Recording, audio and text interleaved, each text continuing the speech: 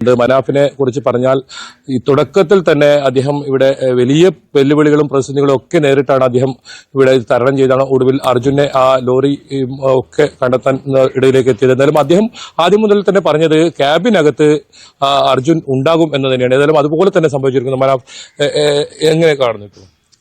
തീർച്ചയായിട്ടും ഒരു ഘട്ടത്തിൽ കുറ്റം പറയുന്നത് അതിന്റെ ഒരു പാരമ്യത്തിലെത്തിനു. അതായത് താങ്ങാവുന്നതിലപ്പുറം കുറ്റങ്ങൾ കേൾക്കേണ്ടി വന്നു. പക്ഷെ ഏതൊരു ശക്തി നിരന്തരമായിട്ട് എന്നോട് പറഞ്ഞ് കൊണ്ട് നിന്നതാണ്, മനസ്സിൽ ഇങ്ങനെ വന്നുകൊണ്ട് നിന്നതാണ് അർജുന് ക്യാബിന്റെ ഉള്ളിൽ തന്നെ ഉണ്ട്. ഞാൻ പലവട്ടം പറഞ്ഞതാണ്, അർജുന്റെ വാഹനം ഓവറായിട്ട് തകർന്നിട്ടില്ല. ഞാൻ പലവട്ടം പറഞ്ഞാണ്.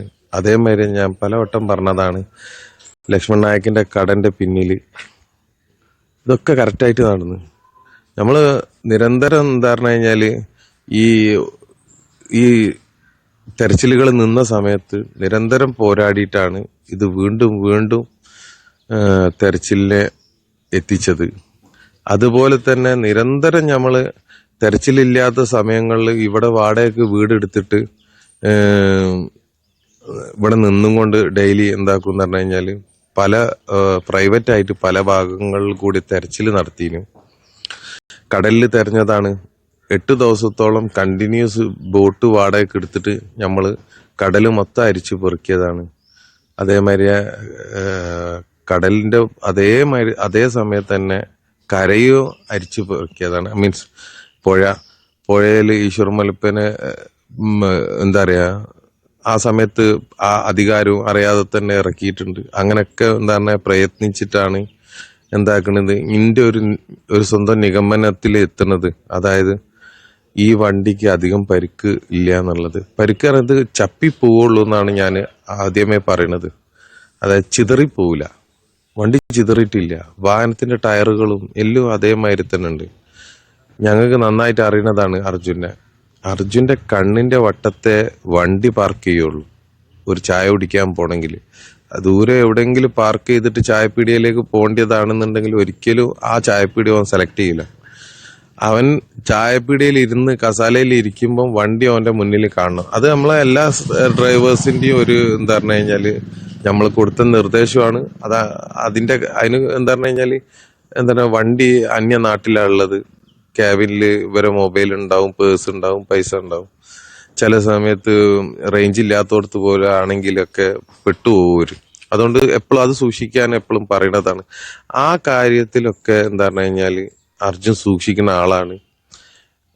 അപ്പൊ എനിക്ക് നന്നായിട്ട് അറിയാം അവൻ ക്യാബിന്റെ ഉള്ളിൽ തന്നെ ഉണ്ട്. പല ആളുകളും പറഞ്ഞിനു ഈ മണ്ണിടിച്ചിലുണ്ടാവണതിന്റെ ആ സമയത്ത് പോലും അർജുനെ ചായക്കടയിൽ കണ്ടു, അങ്ങനെ ഞാൻ അതൊന്നും വിശ്വസിച്ചിട്ടില്ല. എനിക്കറിയുന്നു അവൻ ചായക്കടയിൽ കയറിയിട്ടുണ്ടെങ്കിൽ ജസ്റ്റ് ചായ കുടിക്കുക, വേഗം വണ്ടി സ്റ്റാർട്ട് ചെയ്യുക, അവിടുന്ന് പോവും. ഉറപ്പായിട്ടും അവൻ അവിടെ തിരിഞ്ഞു കളിക്കാനോ ഒന്നിനും നിൽക്കൂല. അതുകൊണ്ട് ചായക്കടലിന്റെ മുന്നിൽ വെച്ച് ഉറങ്ങിപ്പോയി. ആ ഉറക്കത്തിൽ തന്നെ അതേമാതിരി തന്നെയാണ് വണ്ടിക്ക് ആ സമയത്ത് അപകടം പറ്റിയത്. അവനെ കിട്ടുന്നതും എന്താ പറഞ്ഞാല് ഒരു ഉറങ്ങിക്കൊണ്ട് നിൽക്കണ ആ ഒരു പൊസിഷനിൽ തന്നെയാണ് കിട്ടുന്നത്. മനാഫിന് അർജുൻ അത്രത്തോളം പ്രിയപ്പെട്ടവരാണ്. ഇനി അർജുൻ ഇല്ല. അതായത് ആദ്യ തുടക്കത്തിലൊക്കെ മനാഫ് ഉൾപ്പെടെ പറഞ്ഞത് 5 ദിവസം നമ്മൾ ജീവനോടെ തിരിച്ചു കിട്ടും എന്നൊക്കെ. ഇനി അർജുൻ ഇല്ല, ആ സത്യം ഇത് വന്നിരിക്കുന്നു. അപ്പൊ എങ്ങനെയാണ് ഈ സമയത്ത്? അല്ല, തിരിച്ചു കിട്ടില്ല എന്ന് ഏകദേശം ഒരു ടൈമിൽ തന്നെ ബോധ്യപ്പെട്ടു പോയി. തിരിച്ചു കിട്ടും എന്നുള്ള ഒരു പ്രതീക്ഷ വന്നപ്പോഴാണ് എന്താക്കണത്, ഇത് സ്റ്റാർട്ടിങ് ടൈമിന് ഈ 2 ദിവസം സ്വിച്ച് ഓഫ് ആയ മൊബൈല് പിന്നെ ഓണായി എന്നുള്ള ഒരു ന്യൂസ് വന്നപ്പം, അങ്ങനെ ഓണായിട്ടുണ്ടെങ്കിൽ അവനെ ഭൂമിന്റെ ഏത് തട്ടത്തുണ്ടെങ്കിൽ കൊണ്ടുവരണം എന്നുള്ള ഒരു വാശിപ്പുറത്താണ് കുറച്ച് വൈകാരികമായിട്ട് ഞാൻ പെരുമാറിയത്. അത് പിന്നീട് എന്താ പറഞ്ഞു കഴിഞ്ഞാല് ദിവസങ്ങൾ കഴിയെ പിന്നെ മൊബൈല് ശബ്ദിക്കാതെ ആവുക, അങ്ങനെയൊക്കെയുള്ള എന്താ പറഞ്ഞ.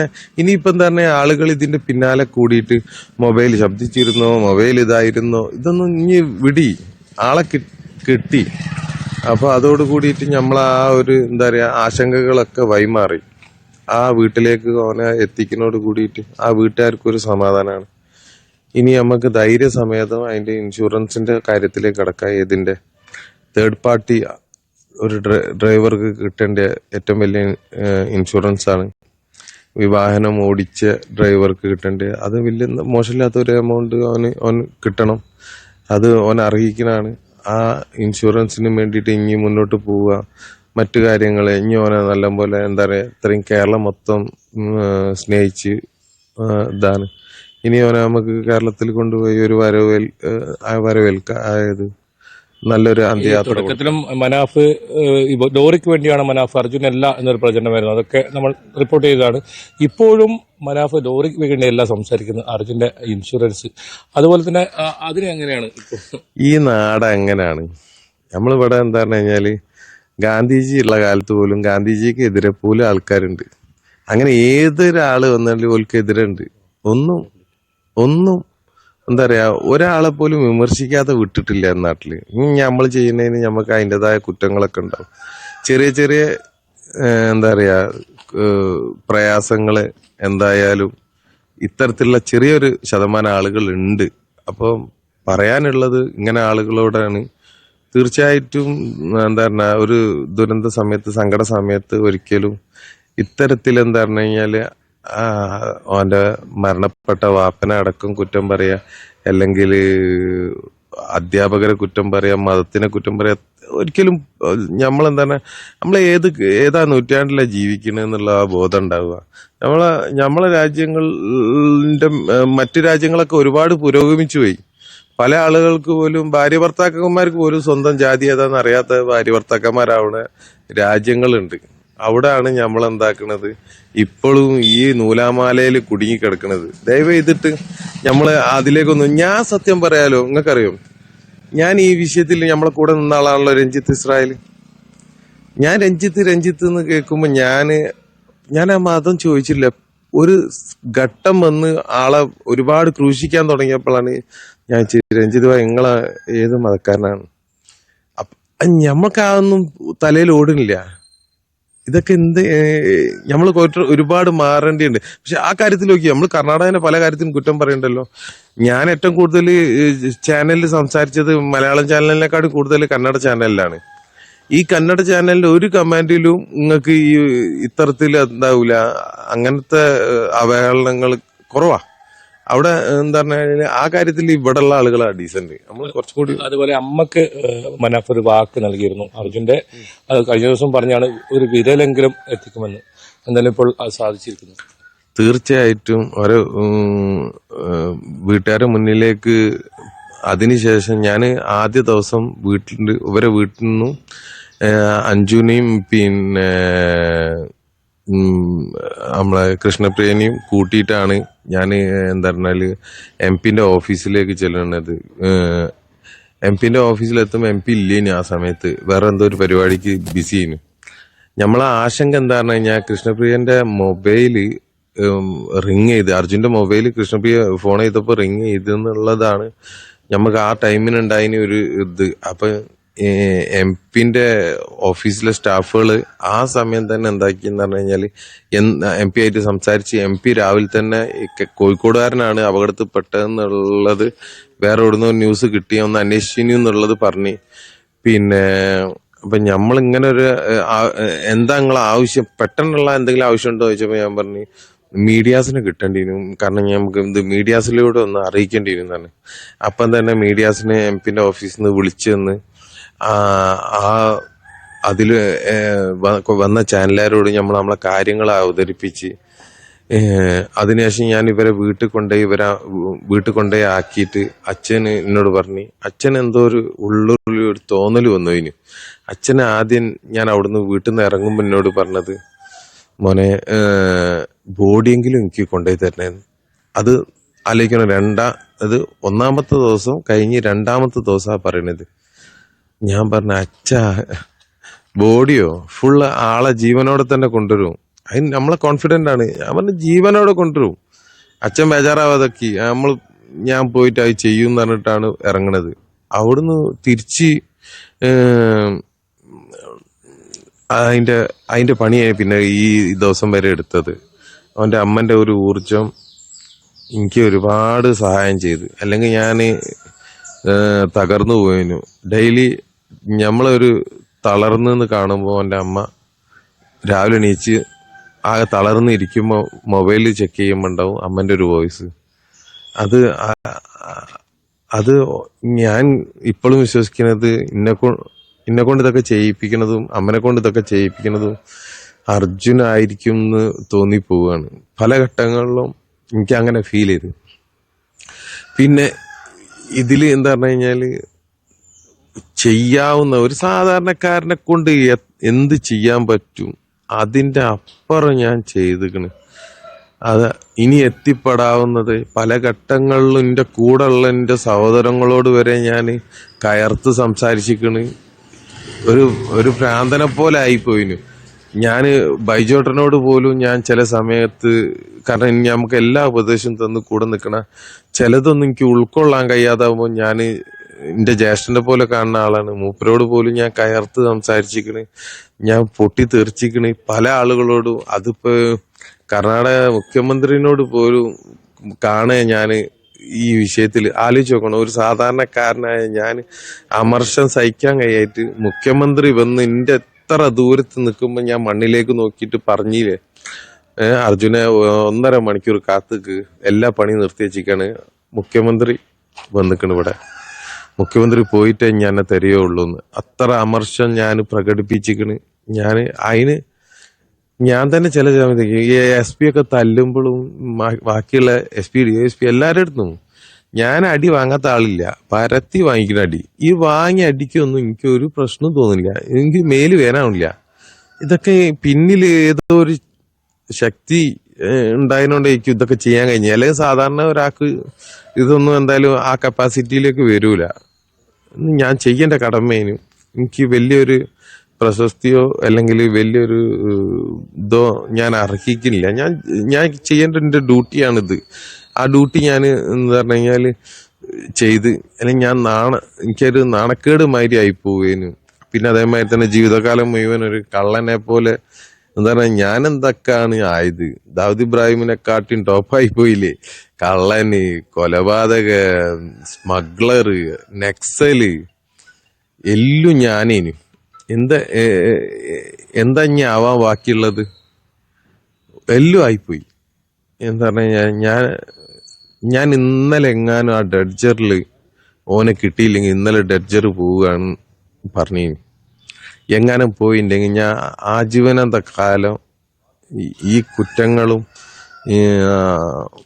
ജനങ്ങൾ എന്താ പറയാ, കുറച്ച് ജനങ്ങൾ ചാർത്തി തന്ന ഈ പട്ടങ്ങളുണ്ടല്ലോ, ഒരു ഡോണുമാതിരി എന്താ ലോ ക്ലാസ് സ്മഗ്ലർ പോലെ ആയിപ്പോകുന്ന ജീവിതാവൂലായിരുന്നു. ഒരു എന്താ പറഞ്ഞു കഴിഞ്ഞാല് ഒരു ഫാമിലിയും കൂടി ആത്മഹത്യ ചെയ്യണ വക്കിലേക്ക് എത്തിച്ച് പോവുകയും അതിന് ദൈവം കച്ചിലാക്കി. അത്ര തന്നെ. ഇനിയിപ്പോ ഇന്നത്തെ ഈ മൃതദേഹം കൊണ്ടുവന്നതുമായി ബന്ധപ്പെട്ട എന്തെങ്കിലും വിവരം മനാഫിന് ലഭിച്ചിട്ടുണ്ടോ? ഏത് രീതിയിലാണ് സംസ്കാര ചടങ്ങുകളൊക്കെ, അത്തരം വിവരങ്ങൾ എന്തെങ്കിലും ലഭിച്ചിട്ടുണ്ടോ? എന്തായാലും ഈ ബോഡി ഞാൻ നേരിൽ കാണാൻ ഒരു അവസരം ഉണ്ടായി. ഇവന്റെ ശരീരം ഞാൻ കണ്ട പാടന്നെ DYSPനോട് ഞാൻ പറഞ്ഞു, സാറേ ഇനി ഇവിടെ ഒരുപാട് കാലം ഇവിടെ നിന്ന് അർജുന്, ഇനി എത്രയും പെട്ടെന്ന് അർജുനെ നമുക്ക് നാട്ടിൽ കൊണ്ടുപോകണം. പുള്ളിക്കാരനും എല്ലാവരും പറയണത് ഇത് ഇവിടുത്തെ നിയമം എന്തായാലും ഈ പ്രൊസീജിയർ കഴിയാതെ വിടാൻ ചാൻസ് ഇല്ല. 2 ദിവസം കൊണ്ട് DNA ടെസ്റ്റിന്റെ റിസൾട്ട് വരാൻ കാത്തു നിന്നേ മതിയാവും. നമുക്ക് ആ സമയം വരെ വേറെ പല പരിപാടികളും ഉണ്ട്. നമുക്ക് ജഗന്നാഥന്റെ ഫാമിലിനെ എടുക്കണം, അതായത് ജഗന്നാഥനെ എടുക്കണം, ജഗന്നാഥന്റെ ഫാമിലിന്റെ അടുത്തേക്ക് ജഗന്നാഥ് എത്തിച്ചു കൊടുക്കണം. ഈശ്വർ മൽപ്പനോട് വരാൻ പറഞ്ഞിട്ടുണ്ട്, ലോകേഷ്, ഇവരൊക്കെ. നമുക്ക് പണികൾ ഇനിയുണ്ട്. ഏതായാലും ഇറങ്ങിയില്ലേ, എല്ലാം കൂടി ഒന്ന് നമുക്ക് ഏറ്റെടുത്താളാ. ആരും ഏറ്റെടുക്കാൻ ഇവിടെ ഇല്ലാത്തതിനോണ്ടാ, അല്ലെങ്കിൽ ഈ പണിക്കൊന്നും നമ്മള് നിക്കൂല. പക്ഷെ ആരും ഇല്ല. അപ്പൊ തൽക്കാലം നമുക്ക് അർജുനോടൊപ്പം തന്നെയല്ലേ ഇനി കേരളത്തിലേക്ക് മടങ്ങുക? അത് മാത്രമല്ല, അർഹിക്കുന്ന ഒരു യാത്രയപ്പ് അവസാനമായി അർജുനെ നൽകാൻ തന്നെയല്ലേ തീരുമാനം? ഞാൻ അർജുന്റെ കൂടെ മടങ്ങുക എന്നുള്ളത് ഞാൻ അങ്ങനെ വിചാരിക്കുന്നില്ല. അർജുനെ കിട്ടിക്കഴിഞ്ഞ് ഞാൻ ചെയ്യേണ്ട ജോലി എന്റെ കഴിഞ്ഞിക്കണ്. ഇനി ഞാൻ അർജുന്റെ വീട്ടില് അമ്മേന്റെയും അച്ഛന്റെയും അർജുന്റെ മോന്റെ അടുത്തും ഭാര്യന്റെ അടുത്തും പെങ്ങന്മാരുടെ അടുത്തും അനിയന്റെ അടുത്തും ഓലെ ഏൽപ്പിച്ചു കൊടുക്കുക. അത്രേ ഉള്ളൂ എന്റെ ഡ്യൂട്ടി. പിന്നെ കഴിഞ്ഞു. അത് ആ പ്രൊസീജിയറിൽ ഞാൻ അർജുനെ കാണരുതെന്ന് വിചാരിച്ചതാ. പക്ഷെ അൺഫോർച്ചുനേറ്റ്ലി ഞാനത് വിചാരിക്കാതെ തന്നെ ഡിവൈഎസ്പി ആയിട്ട് ഒരു ബന്ധം, നമ്മൾ അടി കൂടിയ ബന്ധം ഉണ്ടായതുകൊണ്ട് ഭയങ്കര സ്നേഹത്തില് പുള്ളിക്കാരൻ വിളിച്ചപ്പോ ഞാൻ പോകേണ്ടി വന്നു. ഏത് അവസ്ഥയിലാണ് ഇപ്പോൾ അർജുനുള്ളത്? ശരീരഭാഗങ്ങൾ മുഴുവൻ കിട്ടിയ 80% മാത്രമാണ് നമുക്ക് അറിയാൻ സാധിച്ചത്. അതെ, അതങ്ങനെ അതിന് നമ്മളെന്താ പറഞ്ഞു കഴിഞ്ഞാല് ഞാൻ ഈ തിടുക്കപ്പെട്ടതും എന്റെ വൈകാരികമായ പ്രവൃത്തിയും എന്റെ ഉള്ളില് അർജുന് എവിടെ ഉണ്ടെങ്കിലും നശിച്ചു പോവാതെ കിട്ടണം എന്നായിരുന്നു. അപ്പൊ ഞാൻ പല നേതാക്കന്മാർക്കും അവർക്കൊക്കെ അറിയാം. ആ നേതാക്കന്മാരോടൊക്കെ പറഞ്ഞാണ് അർജന്റാണ്, മറ്റു വിഷയത്തിന്റെ മാതിരി ഞങ്ങൾ ഇത് സ്ലോ ആക്കരുത്. കാരണം തന്നെ ഒരാളെ ശരീരം നശിച്ചും കൊണ്ടിരിക്കുകയാണ്. അത് പരമാവധി നശിക്കുന്നതിന് മുമ്പേ നമുക്ക് ഓന്റെ വീട്ടിലെത്തിക്കണം. അതന്നെ ഇപ്പൊ സംഭവിച്ച്. എത്ര ആള് പറഞ്ഞ് എല്ല് പോലും കിട്ടൂല എന്ന് പറഞ്ഞില്ലേ. ആ ആളുകൾക്ക് ഇത് കാണിച്ചു കൊടുക്കാൻ പറ്റാത്തതിനോണ്ടല്ലേ കാണിച്ചു കൊടുക്കേന്. അത്രത്തോളം ശരീരാവശങ്ങൾ ഇതായതല്ലേ? അല്ല, അതെ, അത് അധികം ആയിട്ടില്ല. അധികം കേടുകളൊന്നുമില്ല. ഒരു ചെറിയ പരിധിയിലുള്ള ഡാമേജുകളേ ഉള്ളൂ. അതൊക്കെ എന്തായാലും ഉണ്ടാവുമല്ലോ. എന്തായാലും അത്തരത്തിലാണ്. ഏതായാലും മനാഫിനെ സംബന്ധിച്ചിടത്തോളം വലിയ പ്രതിസന്ധികളെ അതിജീവിച്ച ഒരു മനുഷ്യനാണ്. ഈ കാര്യത്തിൽ തുടക്കം മുതൽ തന്നെ വലിയ വിമർശനങ്ങളും ഇത്തരത്തിൽ ഒരുപാട് അനുഭവിക്കേണ്ടി വന്ന ഒരു മനുഷ്യനാണ്. എന്തായാലും അദ്ദേഹത്തിന്റെ വാക്കുകൾ വളരെ വൈകാരികമാണ്. കഴിഞ്ഞ ദിവസം തന്നെ അത് കണ്ടതാണ്. എന്തായാലും മനാഫ് ഇതാണ് ഒരു കൃത്യമായി ഈ മൃതദേഹം എപ്പോൾ കൊണ്ടുവരാൻ കഴിയുന്ന കാര്യത്തിൽ ഒരു 10 മണിയോടുകൂടി തന്നെ നമുക്ക് 10-11 മണിയോടുകൂടി തന്നെ നമുക്കൊരു സ്ഥിരീകരണം ഉണ്ടാകും. എന്നാലും DNA പരിശോധന ഫലം അത് ലഭിച്ചതിന് ശേഷം മാത്രമേ മൃതദേഹം വിട്ടു നൽകൂ എന്ന ഒരു തീരുമാനത്തിൽ തന്നെയാണ് ജില്ലാ ഭരണകൂടം ഉള്ളത്.